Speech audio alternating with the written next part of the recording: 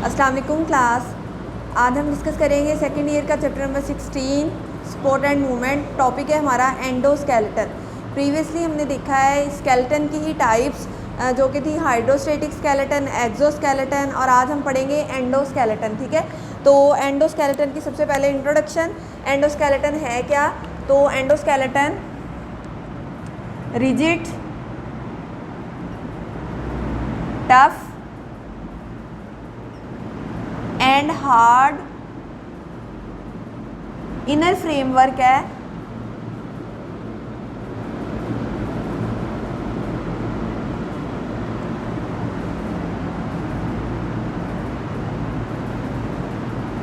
Present inside the body. ठीक है,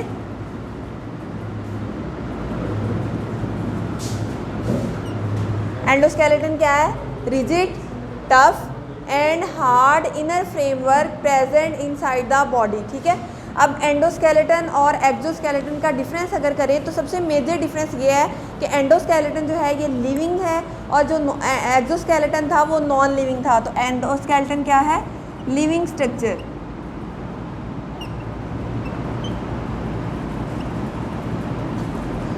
उसके बाद एंडोस्केलेटन की बात करें तो ये मेड अप ऑफ होता है कोलेजन फाइबर्स। ठीक है, और जो कनेक्टिव टिश्यू बनाते हैं, जो कार्टिलेज बना रहे हैं, जो बोन बना रहे हैं, तो इसके कंपोजिशन की बात करें तो कंपोज्ड ऑफ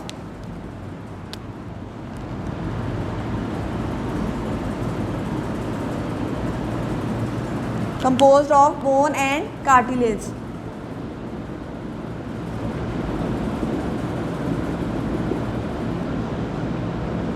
और बोन एंड कार्टिलेज किससे मिलके बन रहे हैं? कोलेजन फाइबर से। ठीक है, एम्बेडेड होते हैं ये मैट्रिक्स के अंदर, embedded in matrix made up of collagen fibres. अगर हम एंडोस्केलेटन के फंक्शंस की बात करें बेटा, तो फंक्शंस ये different type of function perform कर रहा है।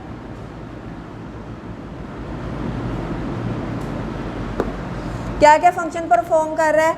सपोर्ट दे रहा है बॉडी को, शेप प्रोवाइड दे रहा है, शेप प्रोवाइड कर रहा है। ठीक है, प्रोटेक्शन दे रहा है बॉडी को,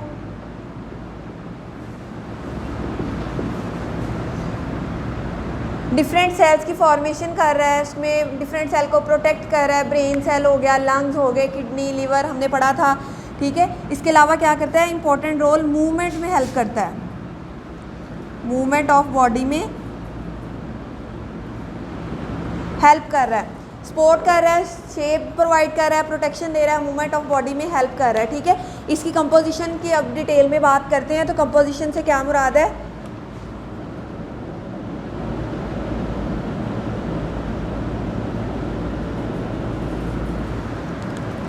made up of bone and cartilage. अब बोन और कार्टिलेज क्या है? ठीक है, जस्ट सबसे पहले इनका इंट्रो देखते हैं। तो बोन क्या है? Hard form of connective tissue.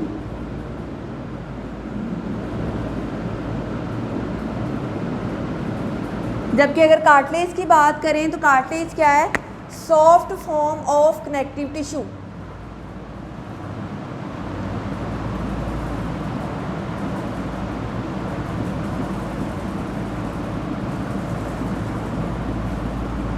इनके स्ट्रक्चर को पढ़ने से पहले बेटा आपको ये पता हो कि कनेक्टिव टिश्यू होते क्या हैं। ठीक है, तो आपने पढ़ा था, 9th में पढ़ते आए हो, फर्स्ट ईयर में भी आपने पढ़ा कि डिफरेंट टाइप ऑफ सेल्स जब मिलते हैं और सेम फंक्शन परफॉर्म करते हैं तो वो क्या बनाते हैं? टिश्यू।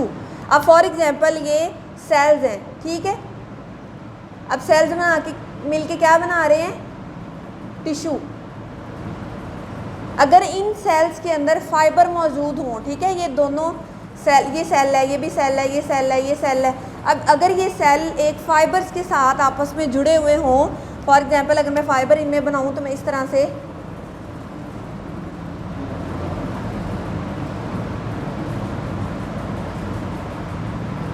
अगर टिश्यू सेल्स जो हैं ये फाइबर के साथ जुड़े हों तो उसको हम कहेंगे कनेक्टिव टिश्यू। कनेक्ट का मतलब क्या है, अब दोनों को आपस में जोड़ रहा है। तो टिश्यूज़ किसके साथ अटैच है, फाइबर्स के साथ। अब इन फाइबर्स की डिफरेंट टाइप्स हो सकती हैं। ये फाइबर कोलेजन फाइबर भी हो सकते हैं, ये फाइबर्स हायालिन फाइबर्स भी हो सकते हैं, ये इलास्टिक फाइबर्स भी हो सकते हैं, इन इलास्टिक फाइबर्स भी हो सकते हैं।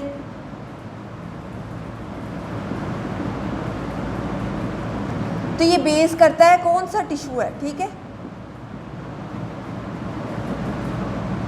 स्केलेटल टिश्यूज़ हैं, स्मूथ मसल्स के टिश्यूज़ हैं, ठीक है, कार्डियक मसल्स के टिश्यूज़ हैं। तो उन पे डिपेंड करता है फाइबर्स कौन से इनके साथ अटैच हैं। तो कनेक्टिव टिश्यू का कंसेप्ट क्लियर हो गया। अब हम डिस्कस करते हैं बोन और कार्टिलेज का स्ट्रक्चर।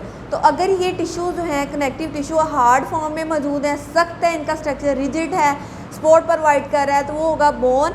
अगर यही कनेक्टिव टिश्यू जो है सॉफ्ट फॉर्म में मौजूद है तो ये होगा कार्टिलेज। तो बोन का स्ट्रक्चर सबसे पहले आज हम देखेंगे बोन, कल हम इंशाल्लाह डिस्कस करेंगे कार्टिलेज। तो बोन का स्ट्रक्चर बेटा आपकी बुक पे ड्रा नहीं किया गया, मैं जिस तरह ड्रा कर रही हूँ आपने अपनी बुक पे साथ साथ ड्रा करना है।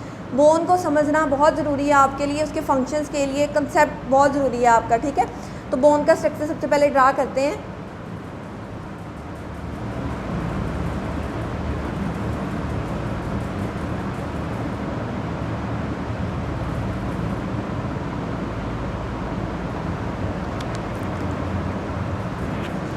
ये बोन है, ठीक है, जो हमें बाहर आउटसाइड से नज़र आ रही है।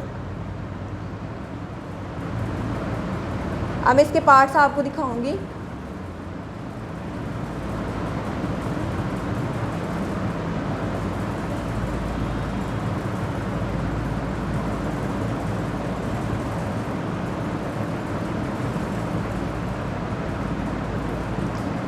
बोन का जो आउटर पार्ट होता है, जो आउटर स्ट्रक्चर होता है, जो हार्ड नज़र आ रहा होता है हमें, वो होता है कम्पैक्ट बोन। अब ये जो मैं ब्लू से ड्रा किया है ये हार्ड स्ट्रक्चर है बोन का और आउटर लेयर है, इसको हमने नेम देना है compact bone.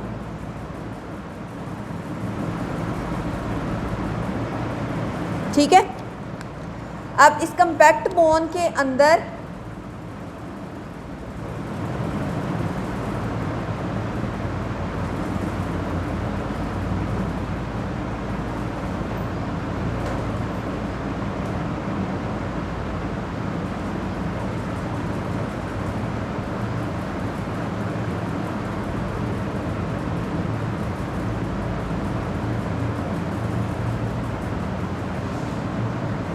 Sponge like structure पाया जाता है बेटा, जिसको हम कहते हैं स्पोंजी बोन। अभी जो ब्लैक से मैंने ड्रा किया है इसको मैं कहूँगी स्पोंजी बोन। अब इसको स्पोंजी बोन क्यों कहा जाता है, आपने स्पोंजीज का स्ट्रक्चर देखा है, स्पंज का स्ट्रक्चर देखा है, तो उसके अंदर क्या होता है, डिफरेंट टाइप ऑफ पोर्स बने हुए होते हैं। तो पोर्स क्या होते हैं, पास आउट होने के लिए होते हैं, तो इन पोर्स के वजह से इसे कहा जाता है स्पोंजी बोन। ठीक है। अब सबसे ये दो पार्ट हो गए, कम्पैक्ट बोन, स्पोंजी बोन, और सबसे इनर वाला जो बोन का पार्ट होता है वो कल भी हमने देखा था, जो ट्यूब लाइक स्ट्रक्चर होता है, ठीक है, जिसके अंदर ब्लड वेसल्स भी होती हैं, इसको हम कहते हैं बोन मैरो। तो ये रेड वाला स्ट्रक्चर जो है इसको हम क्या कहेंगे, बोन मैरो। बोन मैरो का फंक्शन क्या है, ब्लड सेल्स की प्रोडक्शन। वो blood cell red blood cell भी हो सकते हैं, वाइट ब्लड सेल हैं, प्लेटलेट्स हैं। कम्पैक्ट बोन हार्ड स्ट्रक्चर है, स्पोंजी बोन सॉफ्ट स्ट्रक्चर है, स्पोंजीज होती हैं। तो बोन की अगर डिटेल में बात करें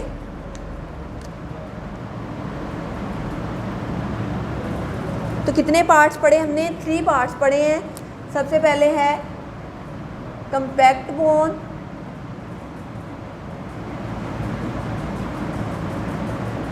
स्पोंजी बोन और बोन मैरो सेल्स। अब कम्पैक्ट बोन को डिटेल में देखें तो कम्पैक्ट बोन क्या है, आउटर लेयर है, आउटर स्ट्रक्चर है, जो क्या होता है, हार्ड होता है, टफ होता है, रिजिड होता है, और इसके अंदर कोई ब्लड वेसल नहीं पाई जाती। ठीक है, नो ब्लड वेसल्स।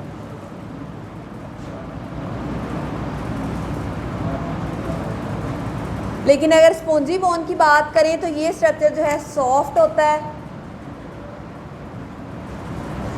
और इसके अंदर नेटवर्क ऑफ ब्लड वेसल्स पाया जाता है।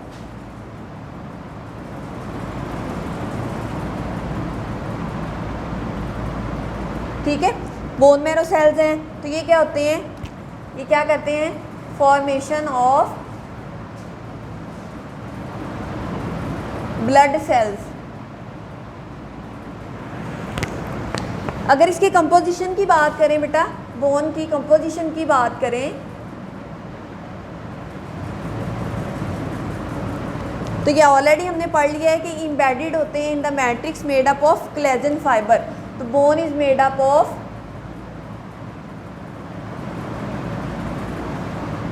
Collagen fibre which are embedded in the matrix।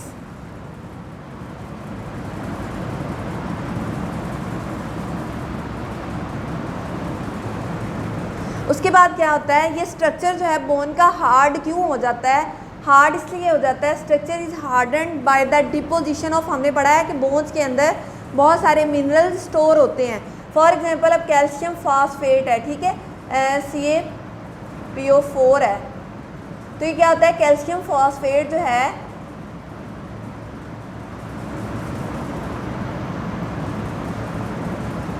Store हो जाता है इन द बोन, और ये क्या कर देते हैं, मिनरल्स की जब डिपोजिशन होना शुरू हो जाए बोन के अंदर तो वो स्ट्रक्चर को हार्ड बना देती है। ठीक है, अगर इसके फंक्शंस की बात करें तो ये स्टोरेज करती है डिफरेंट मिनरल्स को, बोन को प्रोटेक्शन दे रही है, बॉडी को सपोर्ट प्रोवाइड कर रही है, मूवमेंट में हेल्प कर रही है। ठीक है, अब इसको डिटेल में देखते हैं। अगर इसका स्ट्रक्चर ये आउटसाइड है, ठीक है, ज़ाहरी तौर पर हमें ये अपीयरेंस, फिजिकल अपीयरेंस की ये नज़र आ रही है बोन की, लेकिन अगर मैं इसको यहाँ से कट कर दूँ, ठीक है, बोन को मैं मिड से कट कर दूँ तो इसका क्रॉस सेक्शन अगर मैं देखूँ तो इसका क्रॉस सेक्शन कुछ यूँ होगा।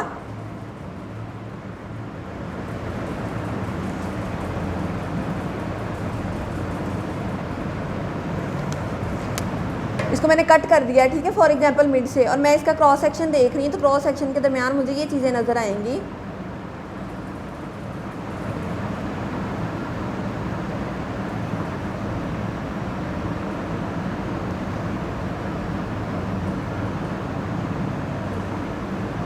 ठीक है, इस बोन के बाहर अंदर से मुझे ये इस तरह के कुछ रिंग लाइक स्ट्रक्चर नज़र आएंगे। इस एक रिंग लाइक स्ट्रक्चर को हम कहते हैं ओस्टियोन। ओस्टियोन, ये आपने अपनी बुक पे नोट कर लेना है। मैंने जब आपको क्वेश्चन दिया तो मैंने पूछना है ओस्टियोन क्या है। ठीक है, अब ओस्टियोन क्या है बेटा, जिस तरह हम पढ़ते हैं किडनी में कि structural and functional unit of kidney is nephron. Kidney के अंदर नेफ्रॉन जो पाया जा रहा है वो सारे फंक्शन परफॉर्म कर रहा है, फिल्ट्रेशन के, रीअब्जॉर्प्शन के, सेक्रीशन के। इसी तरह से बोन के अंदर एक स्ट्रक्चर पाया जाता है जिसे हम कहते हैं ओस्टियोन। अगर मैं इसको डिफ़ाइन करूँ तो ओस्टियोन को हम डिफ़ाइन करेंगे structural and functional unit of bone and functional unit of bone. अब क्या होता है, अगर मैं एक ओस्टियोन, ये डिफरेंट ओस्टियोन पाए जा रहे हैं मिड में, ठीक है, बाहर इसके कम्पैक्ट बोन है, अंदर स्पॉन्जी बोन है, और इसके अंदर क्या है, ओस्टियोन है। अगर ये एक ओस्टियोन का स्ट्रक्चर मैं ड्रा करूं, ठीक है,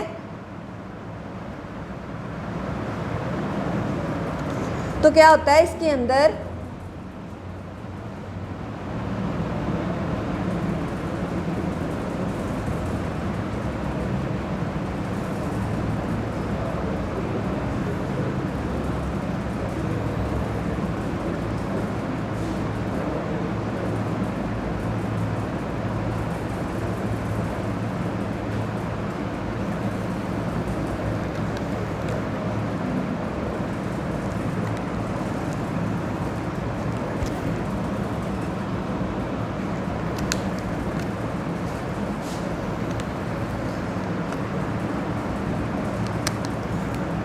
अगर मैं एक ओस्टियोन का स्ट्रक्चर बेटा सिंगल ड्रा करूं तो इस ओस्टियोन का स्ट्रक्चर इस तरह से होता है।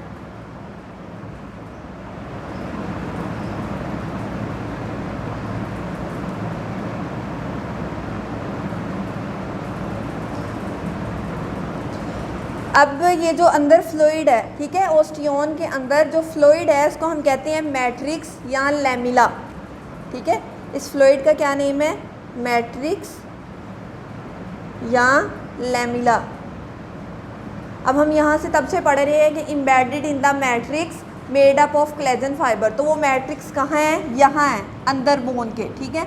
इसे कहते हैं मैट्रिक्स या लैमिला। अब ये जो मैंने छोटे छोटे स्मॉलर स्ट्रक्चर बनाए हैं इसको हम कहते हैं, इसके अंदर ये जो गोल सा मैंने बनाया है, ठीक है, ये ओस्टियोन सेल्स हैं। और अगर मैं इनकी बात करूं तो इसको हम कहेंगे लेक्यूमा। ये जो पूरा स्ट्रक्चर है ब्लू वाला इसको मैं कहूँगी लेक्यूमा, इस तरह से। और जो इसके अंदर गोल सा निशान मैंने बनाया है, ठीक है, वो सेल्स हैं बोन के जो मेजर फंक्शन परफॉर्म कर रहे हैं बोन का, बोन मैच्योरिंग सेल्स। इसको हम कहते हैं बोन मैच्योरिंग सेल। और इसका सेकंड नेम है ओस्टियोसाइट। ओस्टियो से मुराद बोन और साइट्स मैच्योरिंग सेल, तो बोन मैच्योरिंग सेल है, ओस्टियोसाइट इसके अंदर पाए जा रहे हैं, ठीक है। अब ये ओस्टियोसाइट दूसरे ओस्टियोसाइट के साथ जिस तरह से लिंक होते हैं उसको हम कहते हैं, अगर मैं इस तरह लिंक कर दूं, इनको आपस में जोड़ दूं, तो जिसके ज़रिए से मैं जोड़ रही हूँ उसको मैं कहूँगी कैन्यूक्लस, ठीक है, कैन्यूक्लस। और जो मिड वाली मैंने कैविटी बनाई है इसको मैं कहूँगी सेंट्रल कैविटी।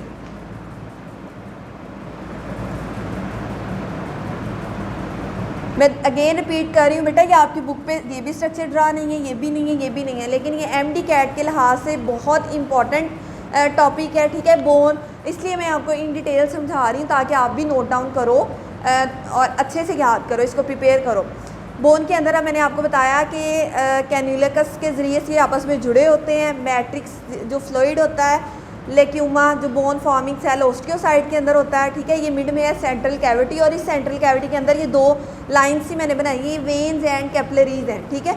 आर्टरीज, वेन्स और कैपिलरीज ये मिड वाले पार्ट के अंदर से गुजरती हैं, पास आउट होती हैं, ठीक है। अगर मैं यहाँ पे डिटेल में बताऊँ तो बोन्स के सेल अगर हम पढ़ें, बोन सेल्स,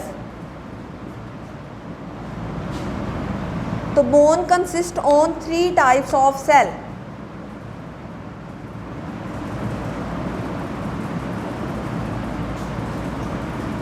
सबसे पहले हैं ओस्टियोब्लास्ट, फिर है ओस्टियोक्लास्ट, और फिर थर्ड वाले हैं ओस्टियोसाइट्स, ठीक है। ये 3 सेल्स आपकी बुक पे भी पेज नंबर 31 है, उस पर मेंशन है, ठीक है। ओस्टियोब्लास्ट, ओस्टियोक्लास्ट और ओस्टियोसाइट। अब इसमें जो ओस्टियोब्लास्ट है, ठीक है, ओस्टियोसाइट हमने पढ़ लिया क्या है, बोन मैच्योरिंग सेल।